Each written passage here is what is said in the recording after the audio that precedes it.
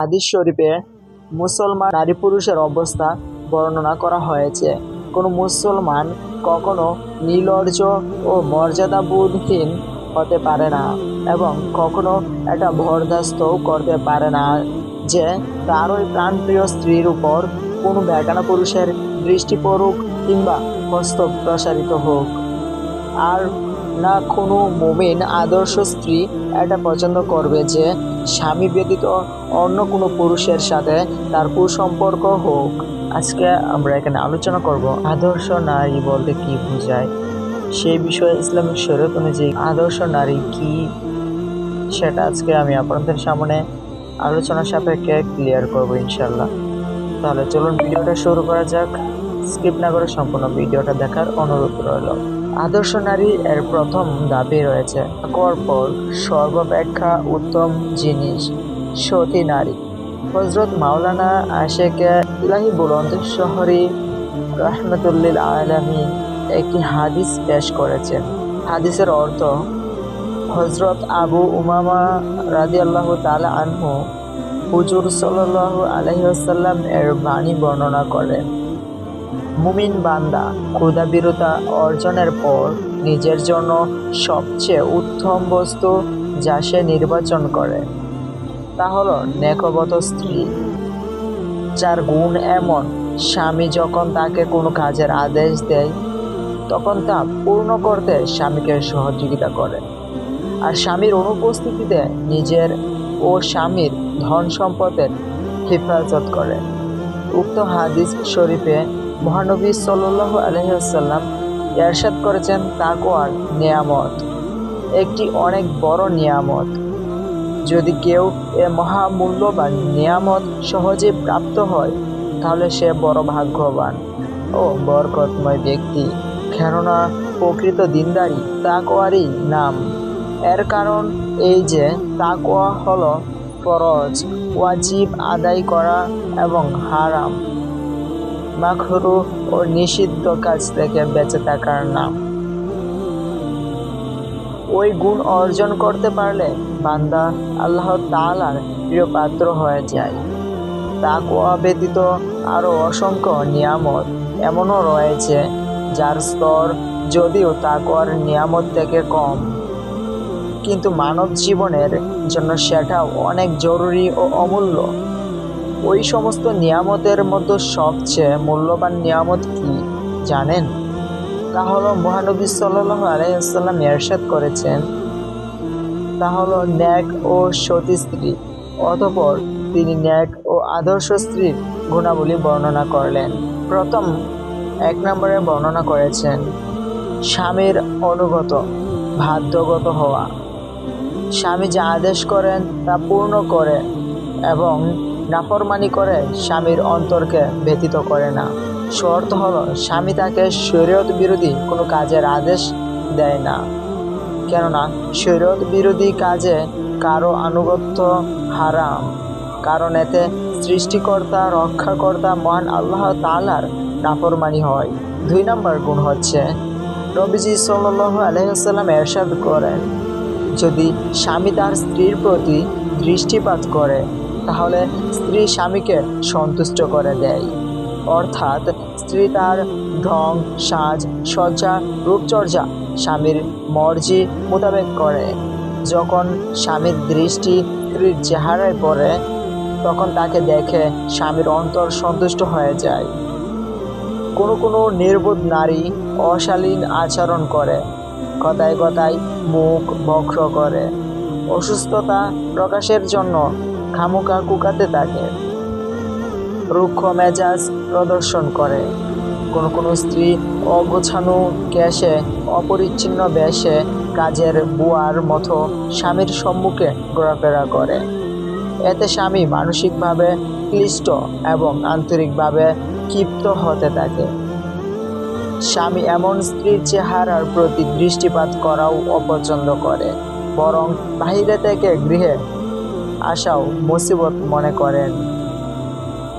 এদের মধ্যে ওই সব নারীরাও রয়েছে যারা নামাজ রোজা পাবন্দ হওয়ার কারণে নিজেদেরকে নেককার দিনদার পরহেজগার মনে করে, অথচ নেককার ও আদর্শ স্ত্রীর গুণাগুণের মধ্যে এ গুণটিও অন্তর্ভুক্ত করা হয়েছে যে সে স্বামীর অনুগত বাধ্যগত হবে এবং স্বামী তার প্রতি দৃষ্টিপাত করলে স্বামীকে সন্তুষ্ট করে দেবে, তবে শরীয়ত বিরোধী কাহেস পূর্ণ করবে না, এটা জায়েজ নেই। 3 নম্বর গুণটি হলো নবীজি সাল্লাল্লাহু আলাইহি সাল্লাম ইরশাদ করেন, স্বামী যদি কসম খায় অর্থাৎ শপথ করে কোনো কাজ করার যার সম্পর্ক ইহলৌকিক বা পরলৌকিক, যেমন আজ তুমি অবশ্যই আমার মায়ের বাড়ি বেড়াতে যাবে, অথবা বড় ছেলেকে গরম পানি দ্বারা গোসল করাবে, কিংবা আজ তুমি তাহাজ্জুদ নামাজ পড়বে, তাহলে স্ত্রী স্বামীর শপথকে সত্যে পরিণত করে। অর্থাৎ স্বামী যে কাজের শপথ করে সে কাজ করে স্বামীকে সন্তুষ্ট করে, তবে শর্ত হলো সে কাজ শরীয়ত সম্মত হতে হবে, অন্যথায় স্বামীর কসম পূর্ণ করলে গুনাহগার হবে। লক্ষণীয় বিষয় এই যে স্বামী কর্তৃক এভাবে কসম খাওয়া যে তুমি কিন্তু এ কাজটি অবশ্যই করবে, স্ত্রীর প্রতি অধিক প্রেম ভালোবাসার কারণেই হয়ে থাকে, যার সাথে গভীর সুসম্পর্ক এবং যার উপর অধিকার চলে তাকেই বলা যেতে পারে এই কাজ তোমাকেই করতে হবে। এরকম কথা একমাত্র তাদের উপরে বলা যায় যাদের প্রতি ভালোবাসা, অধিকার ও সুসম্পর্ক গভীরভাবে জড়িয়ে আছে। এমন পরিস্থিতিতে কোনো কোনো সময় স্বামী স্ত্রীকে কসম দিয়ে থাকে, কখনো কখনো স্বয়ং স্বামী নিজেও কসম খেয়ে থাকে। যেসব স্ত্রীদের সাথে স্বামীদের আন্তরিক ও অকৃত্রিম ভালোবাসা ও সুসম্পর্ক রয়েছে তারাই কেবল স্বামীদেরকে সন্তুষ্ট রাখার প্রতি বিশেষভাবে লক্ষ্য রাখে। উল্লেখ্য, তৃতীয় গুণ বর্ণনায় ওই বিশেষ প্রেম, ভালোবাসা, দাবি ও চাহিদা আলোচিত হয়েছে যা প্রকৃতপক্ষে প্রতিটি স্বামী স্ত্রীর মাঝে হওয়া বাঞ্ছনীয়।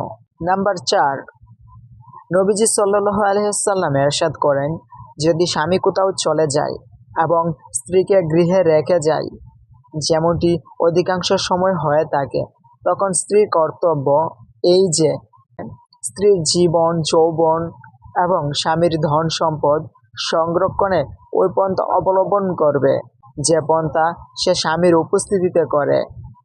আত্মমর্যাদাবোধ সম্পন্ন স্বামীরা কখনো এটা পছন্দ করবে না যে তার স্ত্রী অন্য কোনো বেগানা পুরুষকে দেখুক বা বেগানা পুরুষের সম্মুখে আসুক, কিংবা পরপুরুষের চোখে চোখ রেখে হাসুক অথবা মন বিনিময় করুক।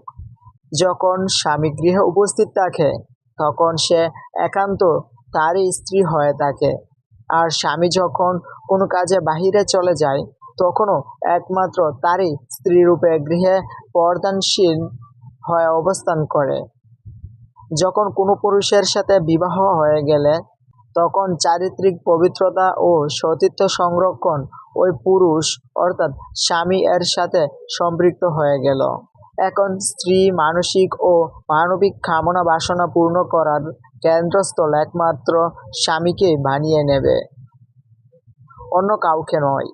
আর স্বামীর উপস্থিতিতে একরকম আচরণ এবং স্বামীর অনুপস্থিতিতে অন্যরকম আচরণ, যেমন তার টাকা পয়সা লুটিয়ে দেবে অথবা মায়ের বাড়িতে পাঠিয়ে দেবে কিংবা আত্মীয় স্বজনদের জন্য ব্যয় করবে।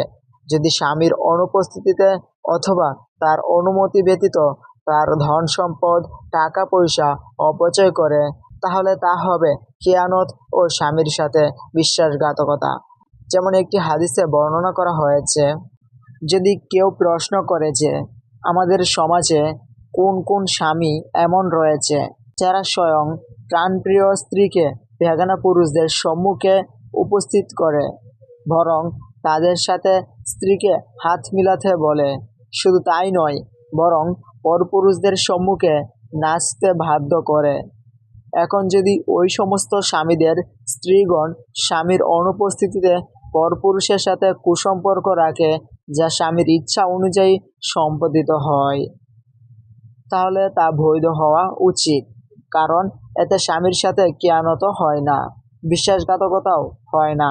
কেননা স্বামী তো স্বয়ং নিজেই চায় যে তার স্ত্রী বেগানা পুরুষদের সাথে মেলামেশা করুক। বরং অনেক স্বামী তো এতে আনন্দিত হয়, কারণ তারা স্বয়ং স্ত্রী মডার্ন দেখতে চায়। ওই প্রশ্নের উত্তর এই যে হাদিস শরীফে মুসলমান নারী পুরুষের অবস্থা বর্ণনা করা হয়েছে। কোনো মুসলমান কখনো নির্লজ্জ ও মর্যাদাবোধহীন হতে পারে না, এবং কখনো এটা বরদাস্তও করতে পারে না যে তার ওই প্রাণপ্রিয় স্ত্রীর উপর কোনো বেগানা পুরুষের দৃষ্টি পড়ুক কিংবা হস্ত প্রসারিত হোক। আর না কোনো মুমিন আদর্শ স্ত্রী এটা পছন্দ করবে যে স্বামী ব্যতীত অন্য কোনো পুরুষের সাথে তার কুসম্পর্ক হোক। যারা বর্তমানে আধুনিক সমাজ ব্যবস্থার সাথে তাল মিলিয়ে চলতে চায় এবং স্ত্রীকে মডার্ন বানানো পছন্দ করে, তারা নিঃসন্দেহে ইহুদি নাসারাদের জীবন ব্যবস্থারই অনুকরণ করছে। তাদের মধ্যে কতটুকু ঈমান রয়েছে প্রিয় নবীজি সাল্লাল্লাহু আলাইহি ওয়াসাল্লাম এর সাথে, তাদের কতটুকু মুহাব্বত, কোরআন হাদিসের সাথে তাদের কতটুকু ভালোবাসা, যদি এসব যাচাই করা হয় তাহলে ফলাফল দাঁড়াবে শূন্যের কোঠায়।